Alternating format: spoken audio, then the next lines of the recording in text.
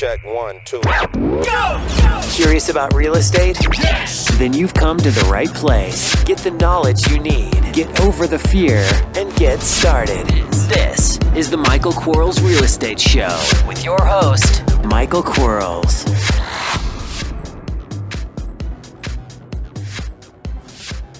Hello, everybody. Michael Quarles, podcast number 13. I'm excited about today's show. I have Stephen Washington. He's out of Philly. Stephen's an abandoned, vacant house buyer. He just does some really amazing things on finding houses that no one wants. They've abandoned them. They left them. It's hard to find the seller, but he makes bucket loads of money buying these houses. And I have him on the phone with us today. Hey, Stephen. Welcome to the show. Tell me about yourself. Let's see, where do I begin? I guess probably most important in my personal life, I'm a husband. Been with my wife for, I guess, about 9 years now. And we have 3 girls, 3 daughters, and I have my first son on the way. So that's actually a pretty exciting moment, happening in our lives right now. After going from girl to girl to girl to girl, it's pretty cool to have something different. And what else? I don't know. I graduated college, I guess, back in 2004, and I started my real estate business pretty much as soon as I came out of college.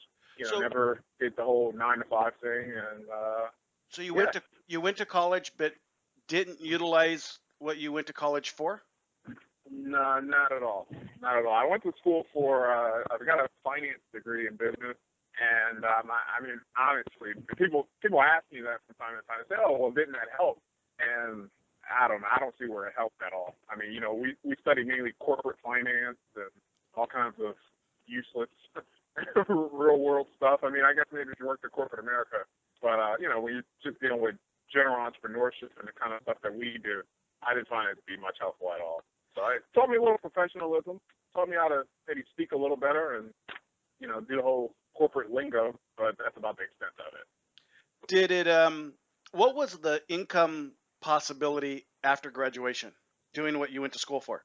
I had friends who I guess, went out and started working for like some investment firms or doing, just some kind of entry-level finance for some firms and things. And I think that they were coming out around like 55-ish, something like that, maybe even 40s on some ends. Now, we're not in like New York or LA or anything like that, so we're not at the top of the cost of living pole, but we're by far from the lowest. So yeah, I would say probably around 45, 55, something like that.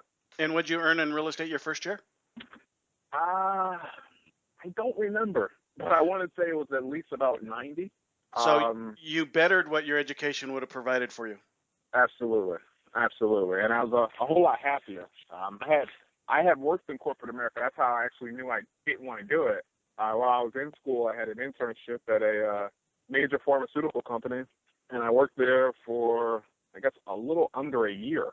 And, it's a good job for, I guess, what a job is, but I hated every day of it. And I was making good money at the time. I mean, I'm like a 19-year-old kid making $22 an hour, plus all this overtime because we seemed like lived in the office. And so I made decent money, but I just hated the environment. I hated the atmosphere, and I just knew I wanted to have my own business anyway, and so that wasn't it. So yeah, I knew the corporate thing wasn't for me. No knocking against anybody who does it. It just wasn't for me. I would say that most people who are in corporate America really love real estate, the idea of real estate investing, because it's a way for us to magnify our potential. In corporate America, it's a long ladder. If we ever get to the top of that ladder, we're in real estate investing. We can dictate how much money we make, when we make it, how we make it, whether we want to take some time off to be with the family, go on vacation, move, buy it in another city, whatever we have, or whatever we want to do, we can do it in real estate, where we can't really do that in corporate America. But you had now I've known you for a couple days, just a few. And I absolutely been a pleasure knowing you. I've never met you, which is really, really weird. Although I feel like I feel like if I was like had blindfolds on and someone walked in the room, I would I would know your presence. I would know that you're there as many times as we've talked about Yep. life and investing and family and all those good things. You've absolutely been an integral part of my life. But Now, I know something about you, that you were someone asked you to come to their business one day and gave you an award. What was the award about? I won an award as I guess one of the top entrepreneurs under the age of 30, and this was I think in 2011. I should know this, right? This was in 2011, and it was pretty cool. I got to go to the White House, and I was in all these major rooms and things that they were super important. I'm sorry, it's a lot of these things I just because of politics and stuff like that, I'm just a little out of the loop. But had to get super clearances through Secret Service, and I had all kinds of write-ups in the newspaper, and was being interviewed, and was on a documentary, and it was a pretty big deal, pretty big event. It was a cool, very cool experience, very humbling and cool experience, considering my background and where I'm from. I come from the inner city of Philadelphia, where not too many of us go to the White House, and so, to do that, knowing where I came from, knowing, the type of environment that I grew up in, knowing, friends and even distant family that, their type of environment, it was a very awesome event. Well, so there was at least two qualifications you had to have had. One, you had to be under 30, so you're just a puppy, and and the other one is you had to be a successful entrepreneur. That's correct. So That's because correct. I mean, if you were 40, they wouldn't invite you, and if you failed, they wouldn't invite you. And then that's very true. And then probably the third thing is you had to have stood out to somebody or something, or somehow you stood out in the crowd within your peer group that even caused you to be noticed, which I think is pretty fascinating for a real estate investor to get that much notoriety and notice about what they do. Because I think a lot of times in our business model, we're looked at sometimes as like, not necessarily the most positive profession out there. I always look at real estate investing as an outstanding business choice. But you do hear all the bad things that people say about real estate investing when you buy at a discount. Are you preying on the weak? Are you doing all these bad things? And for the president of the United States to invite you as one of the top entrepreneurs under 30, and you're a real estate investor, that really legitimizes what we do in our industry. And I thank you for that opportunity to help all of us out. No, the pleasure's all mine. And that actually that leads to another really interesting story. I had another opportunity to kind of shine some light on our profession, if you will. I think I told you about this, Michael, but very early on in my career, my main way of finding property was using bandit signs. And just like anybody else, you go out, you put them up on telephone poles, put them in stakes in the grass, the whole nine. And I was really just trying to rev the business up. And so for probably about a year, I just went crazy. And it was crazy for me. And I was, dumping anywhere between, 100, 150, sometimes even 200 bandit signs, posting them up in a given week. And I just was posting them everywhere, all across the city. Philadelphia is a big area, so we got a lot of land to cover. I mean, I think our population is like 1.5 million. And so it's, it's a big city. And I was posting them up everywhere. And then, long and short, I started getting some fines in the mail. And I said, a couple fines, no big deal. I was buying a lot of houses that way, no problem. Long and short, Michael, I ended up getting sued by the city of Philadelphia for $13,000. $13,000 lawsuit. And literally, I'm getting served to come to court. People are, the processors are knocking on my door. My neighbors are looking at me suspect, like, what the heck is this guy involved in? And it was nuts. And but like you, I have a lot of positive thoughts and things towards our profession as well. And I felt like I was a victim, to be getting all these lawsuits and getting fined and so forth. And so, they had an option of either you can pay it or you can appeal it and go to court. And so I said, well, I'm going to court. the worst that could happen is I'll still have to pay the fine. And the best that could happen is maybe they'll hear out my case. And so I went and after consulting with a few friends of mine, I actually took legal counsel, took representation with me, and I got before the judge, and I basically said, well, look, so I hired an attorney, and then I did all the talk. But I said, look, I don't see why I should have to pay all these fines. I said, I absolutely help the city out. Our city, we're loaded with a lot of vacant and abandoned houses and things like that. A lot of older cities are, especially when you get into the more inner city areas. And I said, look, I'm buying a lot of these properties, and we're fixing them up, and we're turning them around and putting them back on the tax roll and all these different things. And you guys are trying to sue me for $13,000 in fines. And I went a step further, Michael, because the timing was almost impeccable. About 2 or 3 weeks before my hearing in court, I went to meet up with a seller at a house, and we get inside the house, and he's like, what's that bed doing here? And he's looking at me, almost asking me as if I know. I'm like, dude, this is your house. I don't know. And he's like, that bed wasn't there. And he's like making this big deal about it. I'm like, okay.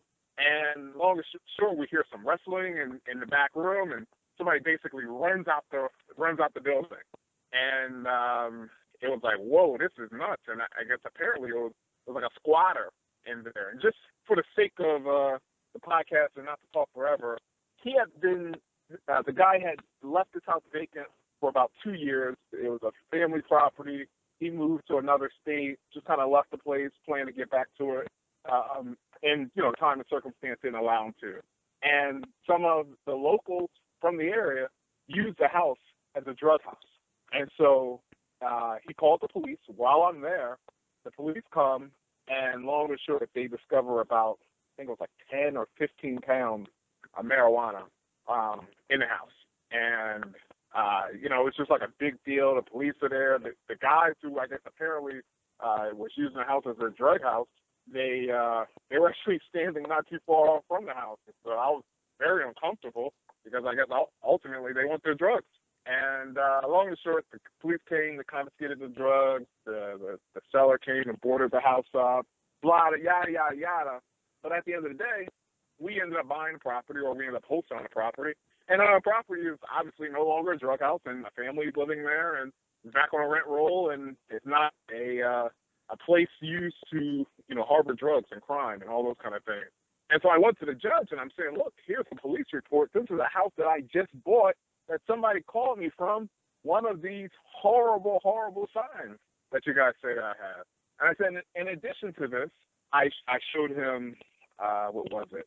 I showed him a ton of HUD ones that we had from properties that we purchased where we paid off $5,000, $6,000 worth of taxes, where we paid off $3 and $4 and $5 and sometimes even $10,000 worth of water bills, gas bills, all of these revenues that are coming back into the city. And I say, you guys are fining me for bringing you money that you guys couldn't collect for years. And you know what happened, Michael? What's that? The judge looked at me. He said, you're right. He said, you're absolutely right. And I mean, my attorney, his jaw just was dropped.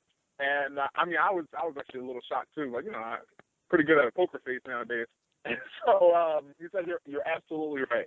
And he said, so what are we going to do? And I'm thinking to myself, you're the judge. I don't know. And he asked me, he said, what do you think I should do? I said, I think that, I understand you guys don't like the bandit sign. I won't put up any more signs. I said, but I think that we should just drop the case and we all just move on. And he sat there and he thought about it for a second. And he said, Stephen, I'll tell you. He said, I can drop it. He said, but if I drop it and you don't get charged anything, somebody can come behind me and overturn this case. I said, okay. And so he said, but, if I just find you maybe $500, it is what it is. And, please just don't put up any more signs. And thanks for the revenue that you gave to the city to keep my job going. And that was the extent of it. And so I say, by me proving even to the judge that, look, we have a noble profession. It's a much-needed profession. I was able to get, $13,000 worth of fines taken down to $500. So you have some pretty interesting experiences in this business. That's for sure. We absolutely do. And we hear the other side of the fence. We read the newspaper and hear the news stories about the guys that are scamming folks out of their mortgages or what have you. But that's a very limited amount of people out there doing those things, that when the news finds them, they magnify them like, that's what everybody else does. So it's really cool to hear your stories and know that you're successful. Now, you're already talking about these abandoned vacant houses. Yep. I used to call you the vacant house guy, and but that's who you are, right? That besides you being a dad and a husband and a father and all that, you're the vacant house guy. You buy vacant houses, abandoned houses. Yeah, it's real simple, Mike. I'll put it this way: I'm all for the big direct mail campaigns because I've done them. I still do them, but I'll be honest with you, Michael. I don't like talking to that many sellers. I don't like, just going back and forth, dealing with a bunch of really unmotivated people and so forth. And so I went to a boot camp maybe about 5 or 6, probably a little longer than that, but at least about 5 or 6 years ago. And the speaker said, look, this is what I want everybody to do. So pull out a piece of paper, and he said, think of your top 10 deals that you've ever done. And he said it was actually a little funny because half the room was like, well, I haven't even done one yet. So he's like, all right, well, you guys can't do this exercise. But he said, think of the best deals that you've done. And he said, and then I want you to write down, I just want you to just brain dump and just think of anything and everything specific to that deal. What was involved in that deal? They said, what part of town was the deal in? Was it a short sale? Was it a pre-foreclosure? Was it owned by an older person, younger person? Was it a house that was in horrible shape, great shape? Just rip the deal completely apart. And he said, I want you to just write as much stuff as you can about each deal. And then we did that. And then he said, well, look, now I want you to look and see what things these deals have in common.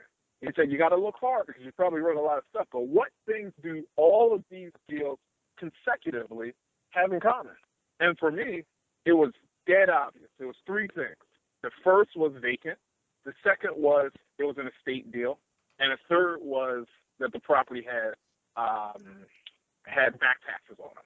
And at that point, he said, now you know what main properties you need to go after. You need to go after the properties that have these things in common. And it varied for everybody, different markets, different people, different strategies. But for me, it was a real epiphany. And when I really saw, especially the vacant properties, it just was a light bulb. It just made sense. And I think it's true for a lot of people. And I'll tell you why. Think about it. Michael, think about the deals that you've done. One of the most common factors in a really nice, good deal is that the house is vacant. And the thing I always tell people is I still bump into all of the same stuff. So people say, oh, well, I go after short sales, or I go after probate, or I go after pre-foreclosures, or I go after whatever it is. And guess what? I bump into all of those same things. I just a lot of times catch them a lot of times before you do. And I'm catching, for example, I'll catch the absentee owner that won't necessarily be on the absentee list because they haven't taken the time to go and contact the county and say, yes, county, I no longer live at this house. My mailing address is now this house. Well, some of them don't even want to be found. Exactly. So they're not going to advertise to the world that you can find me here because for whatever reason, they don't want to be found. Yep. So you buy these, okay, this is a big subject and we only have like 30 minutes left. You buy these vacant houses or abandoned houses, whatever you want to classify them as, but that seems simple enough. How do you find them? What do you do? Because they don't have a sign out in the front yard that says I'm vacant and abandoned. I guess they kind of do have a sign, but how do you find them?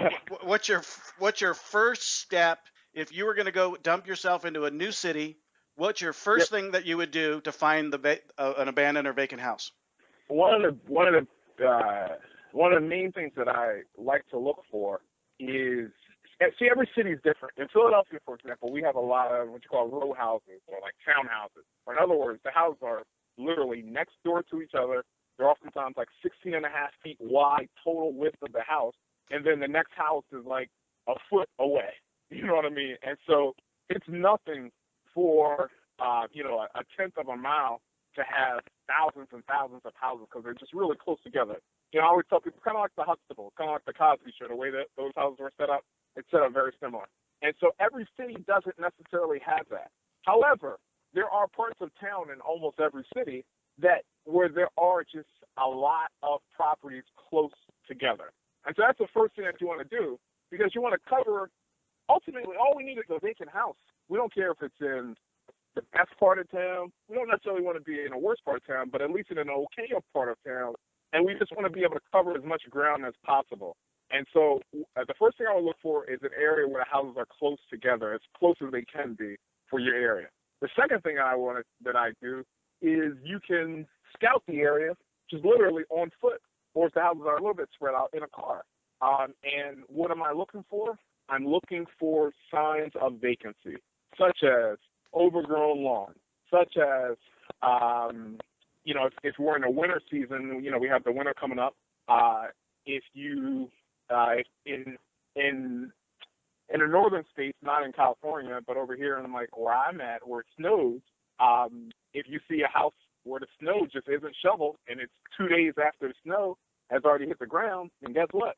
The house is probably vacant, or not even just unshoveled, but if you don't see any footprints at all leading in or out of the house, then that's probably a vacant house. Another thing is, I know in my area, they deliver the pizza menus and Chinese restaurant menus on like Thursdays and Fridays to try to get the weekend rush going. Well, if you see a bunch of pizza or, Chinese restaurant menus piled up against the door, guess what? That's probably a vacant house. If you see telephone books piled up against the door, that's probably a vacant house. If you see, if you see boarded up windows, a vacant and abandoned house doesn't necessarily mean just a boarded up house. I actually have done better with houses that aren't completely boarded up, but houses that are just, ultimately it was a grandma's house and maybe she passed away, maybe she moved into a nursing home with family, maybe she did one of those things and the house is, kind of vacant in that respect. And so I'm trying to think of what else we look for in a big house. The mail itself. If you see it has a mailbox and it's just mail just piling out of the mailbox, then that's probably a vacant house. If you see, sometimes you'll see permits in the window of the property where, a homeowner may have started working on the house and then they didn't, and, the house just kind of looks a little dusty and a little ashy, then guess what? That's a good chance that that's a vacant house. And I don't have any problem, walking up closer to the house and doing further investigation and even knocking on the door if I have to, just to see if it's a vacant house or not. So those are some of the main ways that we identify it. I'll tell you another, I'll give away like a huge little tip that we do here is, Michael, you sell door hangers, right? Right. With your Yellow Letters business. So one of the things that we'll do is I put out well over 1.5 million door hangers in my area. And so we'll put these door hangers out on every door. Those who don't know, it's just like a flyer that kind of has like a little hook and knob on it so you can connect it directly to the door. And so I'll hire somebody to put out all the door hangers for me, and I'll say, but let me know every vacant house that you see. And when you're going out and actually putting a door hanger on the doorknob, your accuracy of a vacant house is far, far greater.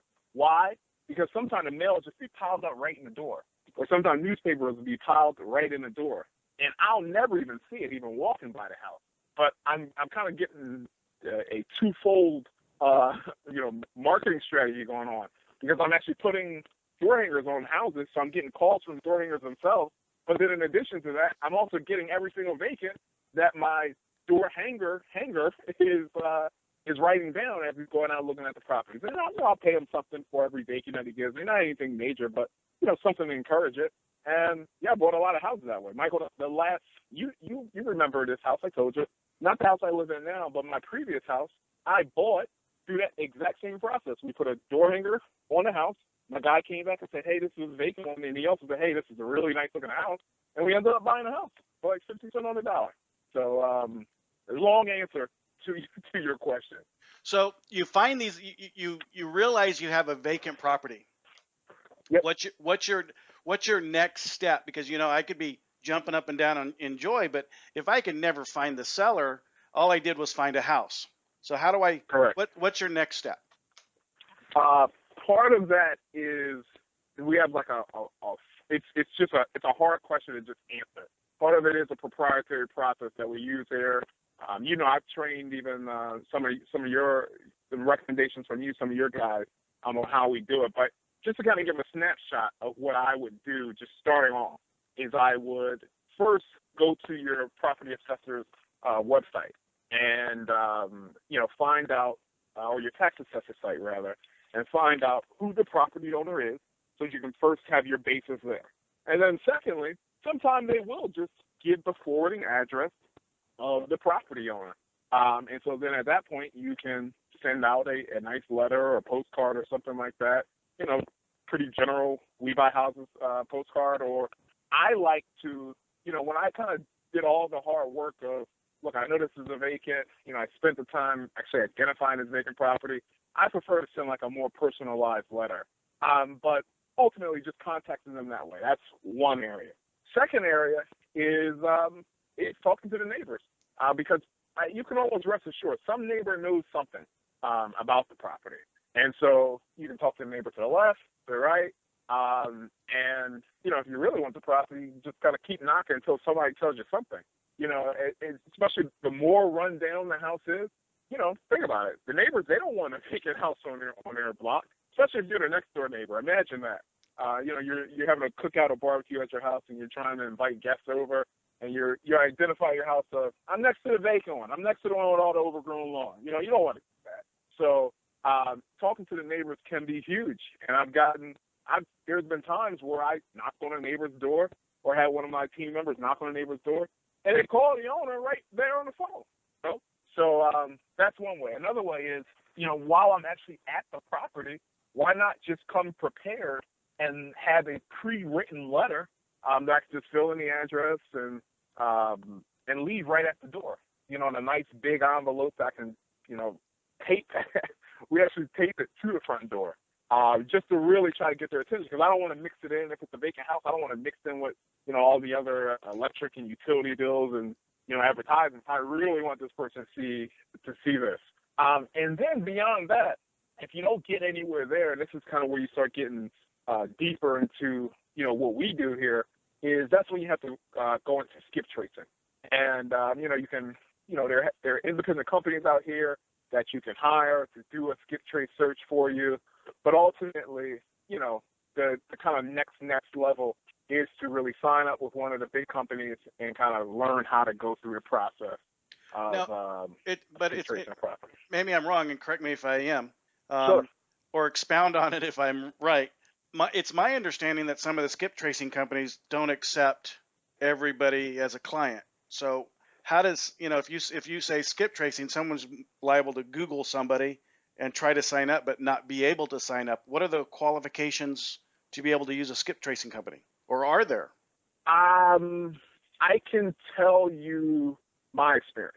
Okay. And my experience was when you deal with a sales rep, always remember that they are a sales rep. So they do want to sell. They are in the business of selling. In order to eat, they have to sell. And so, when I spoke to a sales rep and he asked me, what did I want to use my skip tracing account for? And I said, well, I'm looking to buy these houses and they're vacant and I need to find the owner.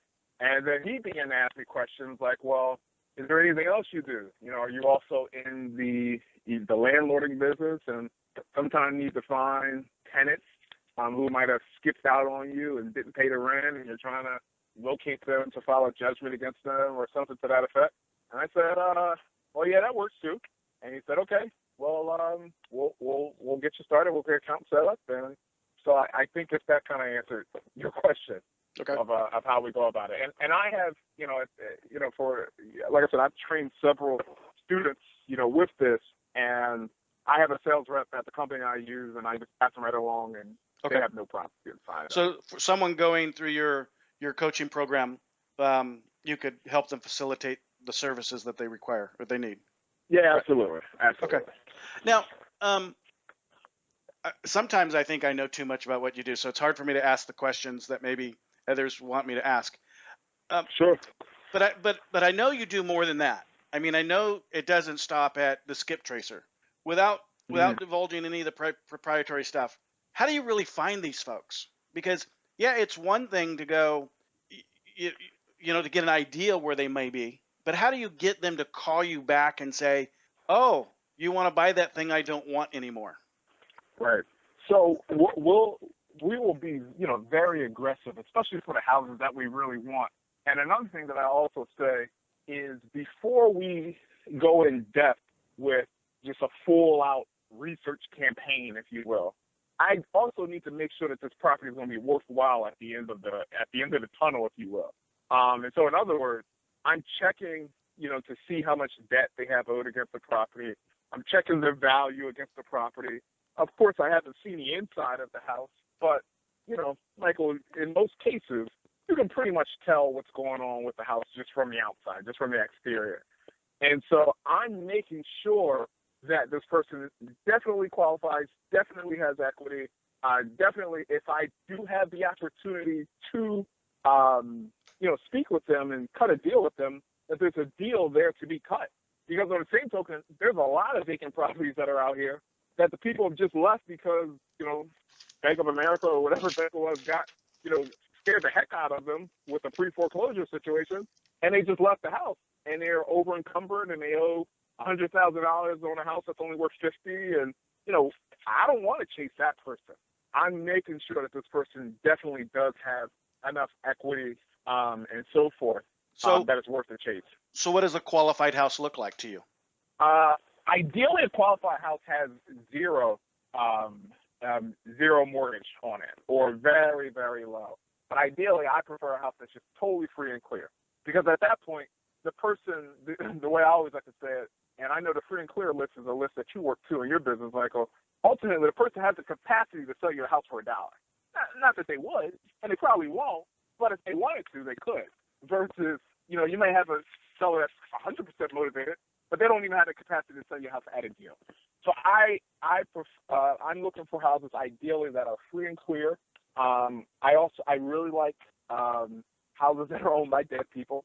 And the reason I say that, and I think this is big in this business. You're not going to get invited back to the White House as the entrepreneur under 40 by saying you like buying houses from dead people. Well, no. Hear me out. I'm looking to be able to provide value to a seller, to a property owner. And I say all that to say, when you have somebody who has a nice, beautiful picket fence house with no problems, no debt, no probate issues, no this, no that, then guess what? We don't have a lot of value. The only value that we can offer them is a quick sale. As opposed to, when I do find properties that have problems, like the property might be tied up in probate, or they just might not even know what to do from a probate standpoint, or, a house has a significant judgment against it. But, you and I both know from being in this business long enough that oftentimes these judgments can be negotiated. Or if the house has, all kinds of code violations and all these things on it. So these are some of the things that I look for. I enjoy, or I'm looking to find houses that have problems so that I can help this homeowner solve these problems. I'll give you an example. Let me explain something to you. If you look at, Michael, where you are, you guys have a tax sale every month or every quarter or every so often.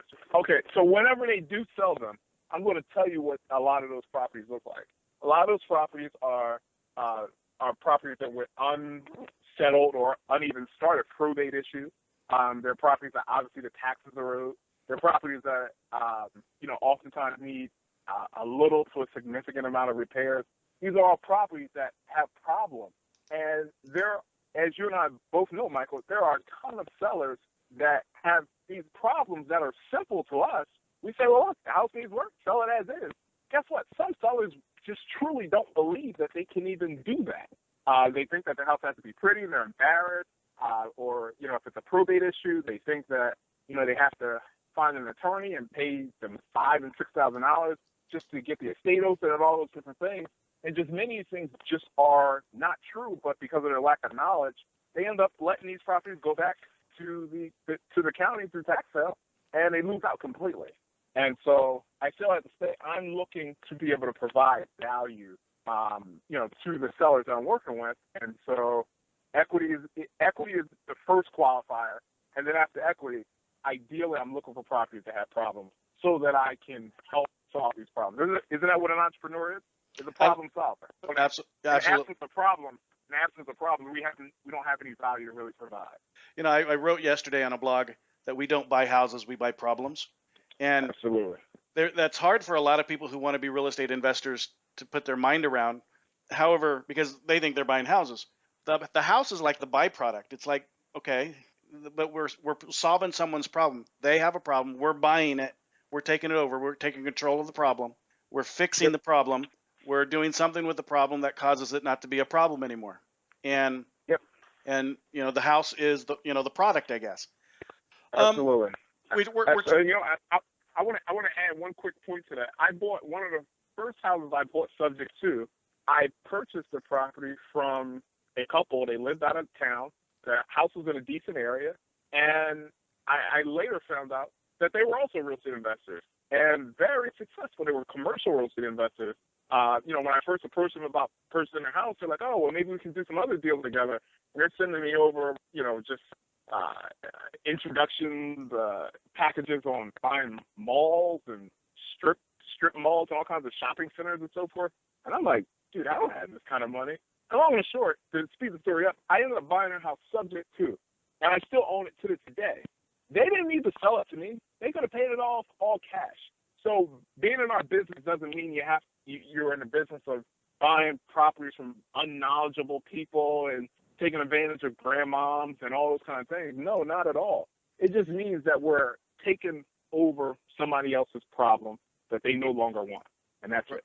Right. So, you know, because I've sold the house to another investor. I mean, I had this house. I don't know how it happens, but you get the house, you buy the house. It's a beautiful opportunity, not a beautiful house, beautiful opportunity. But every time it goes into escrow, something happens. It falls out. You go, you know, and I have this rule: if it comes out of escrow like 4 or 5 times, I'm dumping the house. I am not. I've already sold the thing 4 times. I'm not going to try to sell it to someone else. So if an investor says, "Hey, what do you have? Here it is. Take over what I have, and let my problem be your profit, and I don't care." So absolutely. Yeah, absolutely. We got it. Sometimes we just have to get all the negative stuff, energy in our day out of our way, so we can go do positive things. And if we've got a problem house, get rid of it, and don't cry if you have to spend money to get rid of it.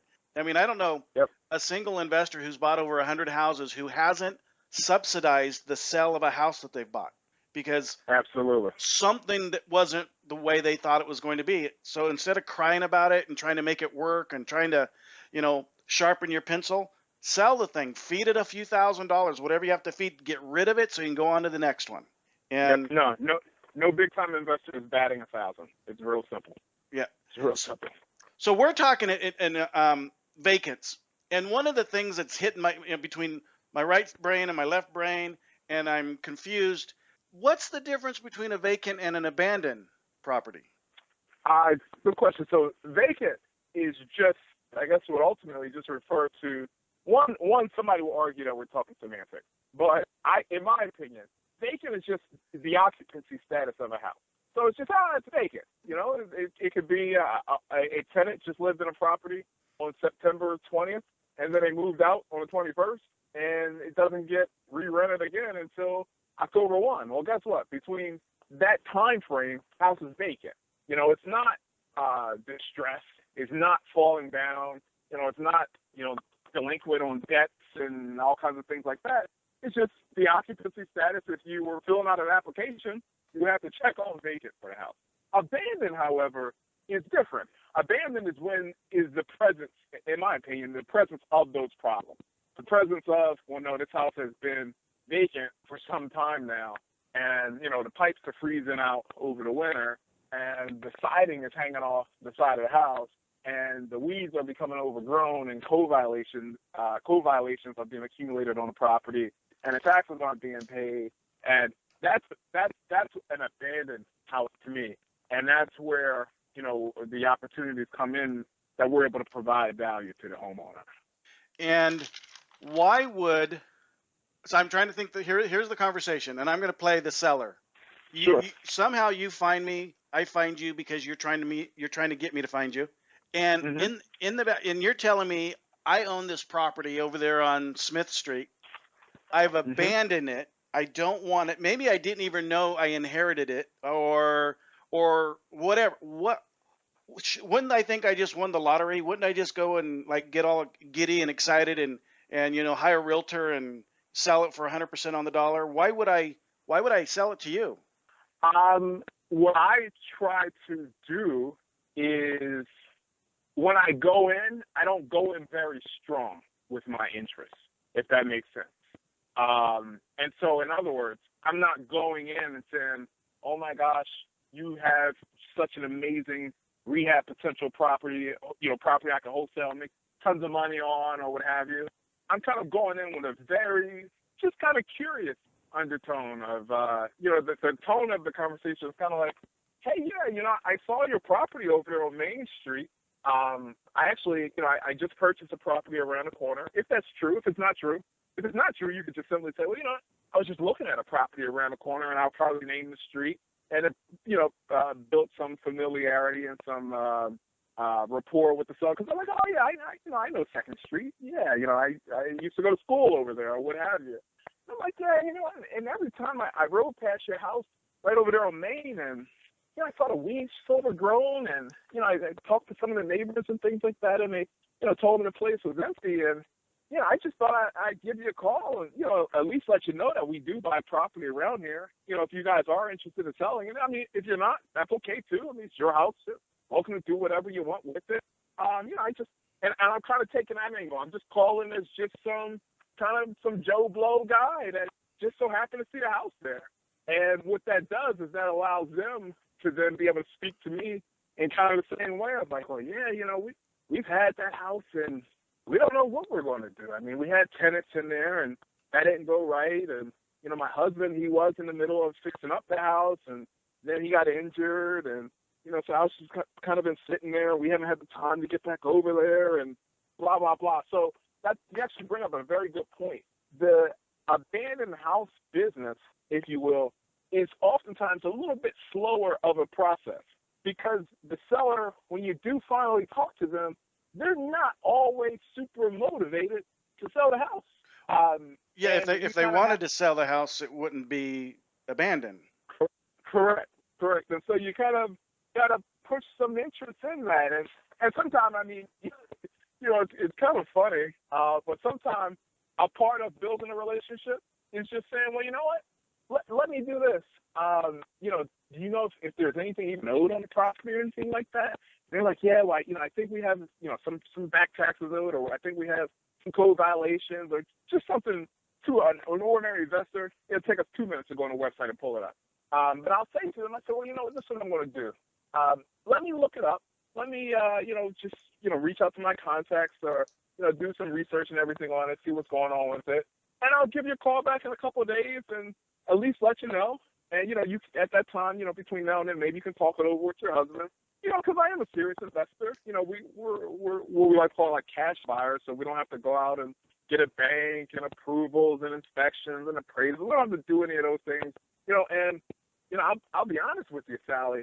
This is actually a really good time. We're looking for, another project to kind of take on. And I see that the windows are old and, it looks like the property probably needs some work, blah, blah, blah. So you're building that little bit of rapport and building to that second call and allowing them to go through the process of talking it over with their spouse or talking it over with whoever is, will be the co-decision maker, if you will, in this. And then all of a sudden, you're just pushing it along and then one day you're signing the deal.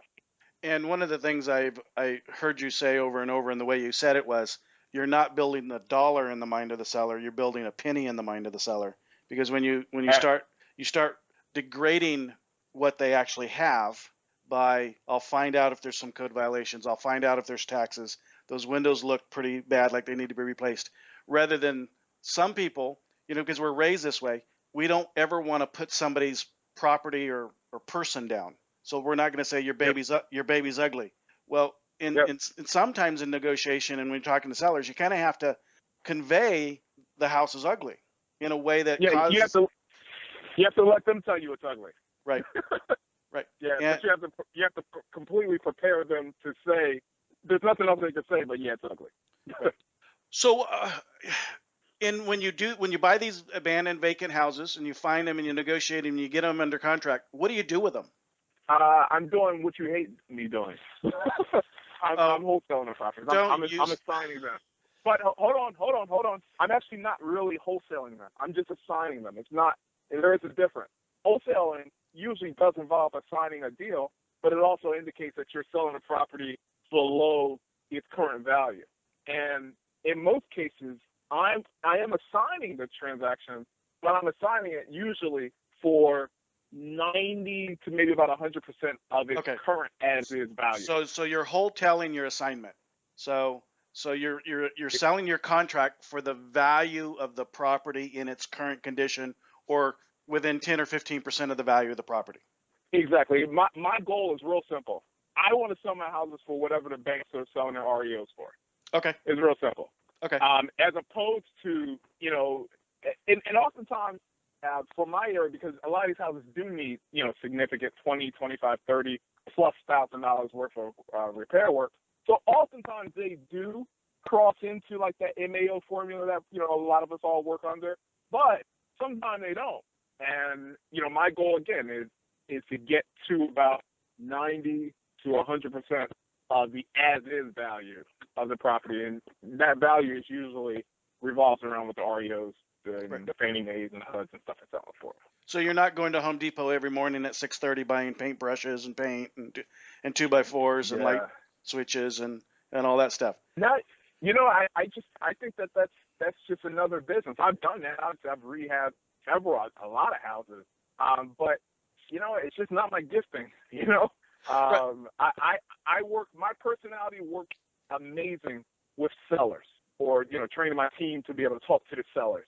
But when it comes to dealing with contractors and being able to see shadiness and just all the drama that goes in that, it's just not where my skill set dwells. And I've got checkbooks to prove it. And I imagine you can buy more houses selling the house at 100% of as-is value than you can if you sold it for 100% of ARV value, because it takes 4, 5, 6 months, and if you're in an area where you have weather issues, it could take you longer than that. So now what you're doing is you're turning your time faster.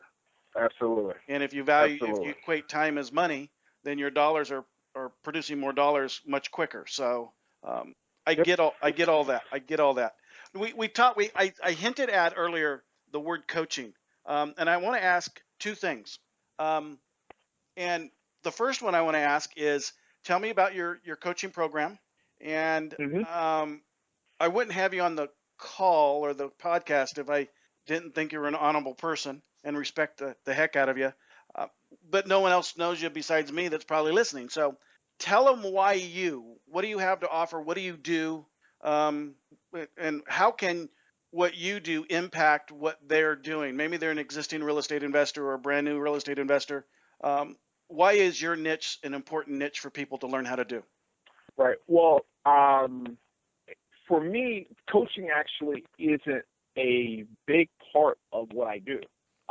Just because I enjoy teaching and I enjoy helping other people kind of what I call kind of connect the dots. Because I think the abandoned house, vacant house business is a business that when everybody gets involved in real estate, they want to be a part of. The problem is they go out and they spend a Sunday afternoon or Sunday morning writing down all these addresses, and then they get nowhere. Or they'll even go out and hire, one of these kind of skip tracing services, and they'll get nowhere. Or they'll even go as far as signing up for a full skip trace program where they can search themselves from home and still get nowhere.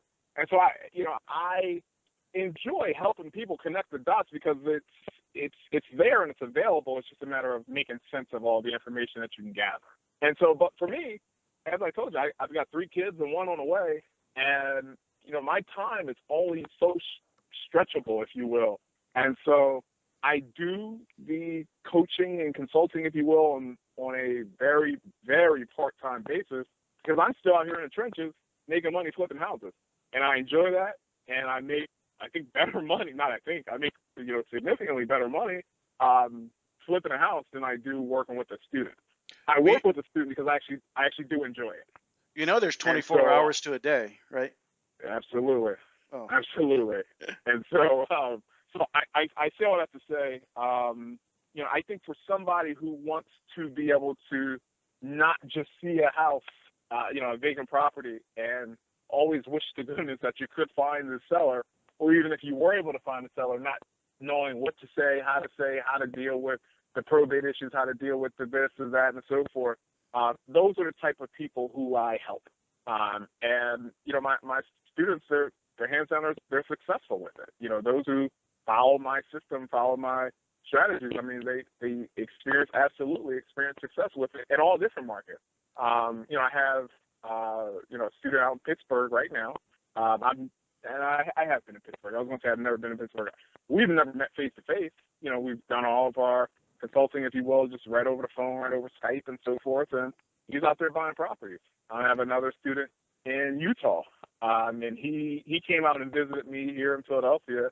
We did what I call like a VIP day, and that goes into, this is how my coaching works. It's I do the VIP days where we will dedicate 1 to 2 entire days, 9 to 5, and I'll go through my entire system, and then I'll kind of push you out there and say, go, make it happen. And then as you go out there and you start, really experiencing the business and experiencing some hiccups and all these things, we have several follow-up calls that take place afterwards. And, we chop out all the details. We chop out, oh, what if this happens? What if that happens? I'm getting emails and text messages and things like that from my students. But again, those are all reasons why I can't even do it on some huge scale, because I can't provide that one-on-one attention to just anybody, anybody and everybody. If I had 30 and 40 and 50 people doing it, it's a very, very, small thing, because again, my energy, time, and priority is just within my own business. But I don't want to be unfair to anybody who comes on with me, so that's why I keep it very small. And I completely understand the not having the time to do a lot of people at one time, or coach a lot of people at one time. And there's so much more, I think, more enjoyment when you coach individual people to success over the mass groups to success, or the mass groups. I'm not so certain the mass groups will ever be successful. So the other coaching question I was going to ask you, and I know this is self-serving. I apologize. Okay. I had the honor of helping you at one point in my life. Absolutely. Tell me, now I know I'm on the phone, so I can hear what you say. How was that for how was that for you? How did I help you? 2, what would you say about my coaching program? And was it a benefit? What would you say without making me blush too much and hang up on you too fast? No, it was an amazing experience. When I came with you or hired you to do coaching and consulting and everything with me, there was a time in my life when I'll be honest, I wasn't the brand new newbie to business. I had already done a tremendous amount of deals, but I just needed to take it to the next level. I needed to stop having, all of these ebb and flow times of the business of having deals, then no deals, then having deals, then no deals. And I wanted to really get my business more organized, more systematized, and really just moving. And it was an amazing experience. It was hands down one of the best investments that I've made in the business because, one, I came to you very humble, and I really kind of slowed down my business tremendously just to learn all the ways that you did business and your thoughts on the business. Prime example is you used to beat me up really bad on the, and I hope you don't hang up, you used to beat me up really bad when I was talking about wholesaling. Because you're like, why are you wholesaling? Why are you selling this property for less than what you should be selling the property for? And it took me a long time to really grasp that, because it's like, well, that's what everybody does. We're all wholesalers. And then I finally realized that, wait, I'm leaving a ton of money on the table in many of these transactions. And this is what Michael's talking about. He's just saying, look, max out that deal for what it is. So if the house needs work, then of course you can't sell that house for the same price that you could sell a house that has brand new granite, stainless steel, the whole nine. But what is the max that house can sell for? What is the retail for that house? And that's just one example of, a lot of the just aha moments and a lot of the connecting of the dot moments that took place in our coaching. Another thing that took place is, when you're on the other line with somebody who, is, I think you told me that you spent like $500,000 one year in marketing.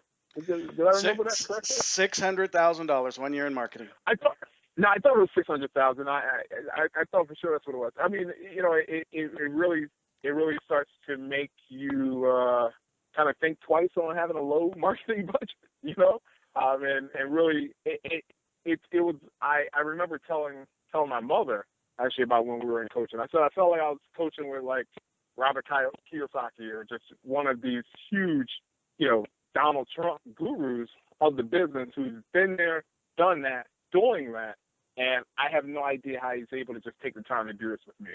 I'm very grateful that he did. So, anybody on the fence, I mean, it's just really, it's really a no-brainer.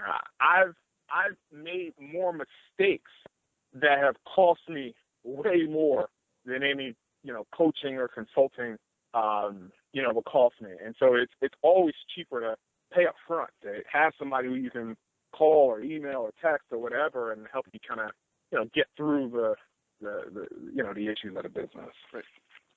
Well, what a great segue in saying thank you very much. And I appreciate you being on the phone. I know you have a busy day. You. And I can't believe, guys, if anybody heard static in the background, it was because Stephen is on a drive to a property to buy it. So it's like he didn't even stop to take a phone call. He drove to a property.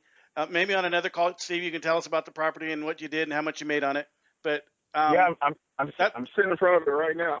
that's kind of what we have to do in our life. We have to fit every minute in we can and have every minute to be as productive as we can, because there's so much opportunity out there. And I appreciate this opportunity to speak with you. Folks, if anybody wants to get a hold of Stephen, I'm going to place his contact information on the show notes. Say hello to him, and thank you again, sir. Yep, thank you, Michael. God bless you. Check 1, 2. Go! Curious about real estate? Yes! Then you've come to the right place. Get the knowledge you need. Get over the fear and get started. This is the Michael Quarles Real Estate Show with your host, Michael Quarles.